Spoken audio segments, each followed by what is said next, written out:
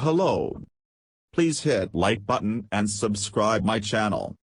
Also press bell icon for future video notifications. Thanks.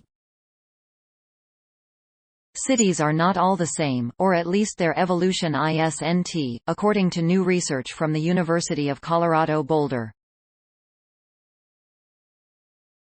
These findings, out this week in Nature Communications Earth and Environment and Earth System Science Data, buck the historical view that most cities in the United States developed in similar ways. Using a century's worth of urban spatial data, the researchers found a long history of urban size, how big a place is, decoupling from urban form, the shape and structure of a city, leading to cities not all evolving the same, or even close. The researchers hope that by providing this look at the past with this unique dataset, they'll be able to glimpse the future, including the impact of population growth on cities or how cities might develop in response to environmental factors like sea level rise or wildfire risk. We can learn so much more about our cities about an urban development, if we know how to exploit these kinds of new data, and I think this really confirms our approach, said Stephen Lake, a geography professor at CU Boulder and one of the authors on the papers.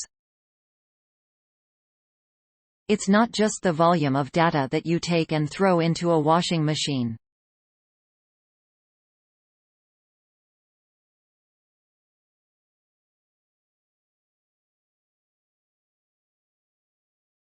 It's really the knowing how to make use of the data, how to integrate them, how to get the right and meaningful things out there.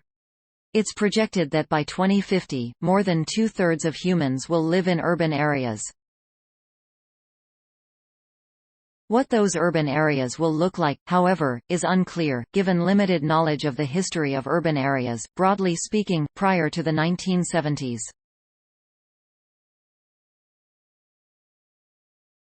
This work and previous research, however, hopes to fill that gap by studying property-level data from the property management company, Zillow, through a property share agreement.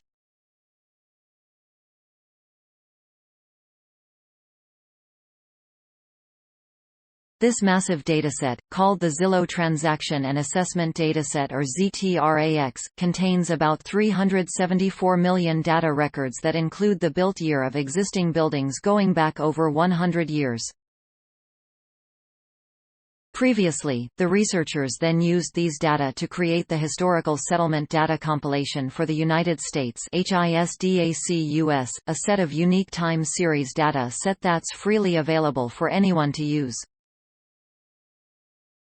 For this new research, which were funded by the National Science Foundation, the Institute of Behavioral Sciences and Earth Lab, the researchers applied statistical methods and data mining algorithms to the data, trying to glean all available information on the nature of settlement development, PA.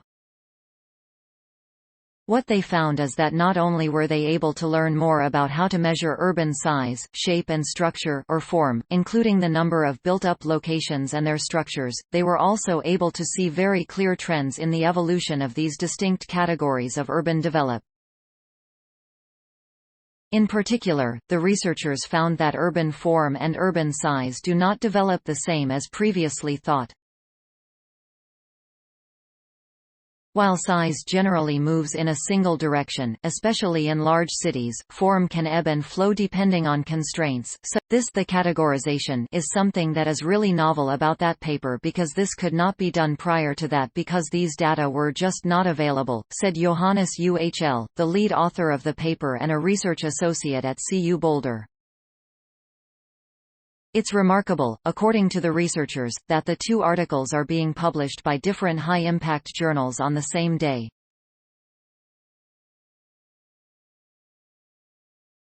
While the Nature Communications Earth and Environment piece discusses the substantive application of the data, the Earth System Science data discusses the data themselves, the methods to create them, and the limitations with them. There's so much potential in this current data revolution, as we call it, Lake commented.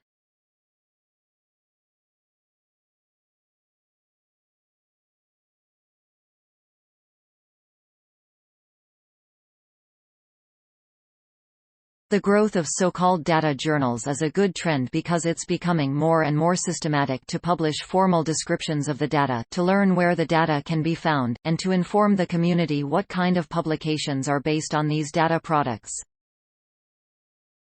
So, I like this trend and we try and make use of it.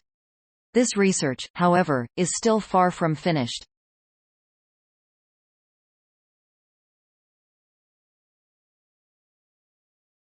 Next, the researchers hope to further examine the categories, and, in particular, the different groups of cities that emerged in the process of this research to hopefully determine a classification system for urban evolution, while also applying the data approach to more rural settings. The findings are interesting, but they can of course be expanded into greater detail, UHL said.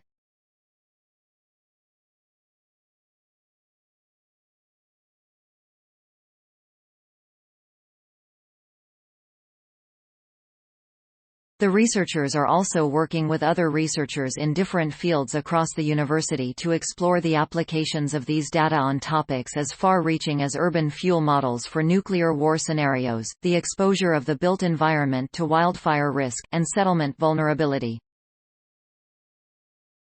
The context is a little different in each of these fields, but really interesting, Lake said. You realize how important that kind of new data, new information, can become for so many unexpected topics. Please support my channel to grow by pressing subscribe button and the bell icon. We will notify you technological news. Thank you.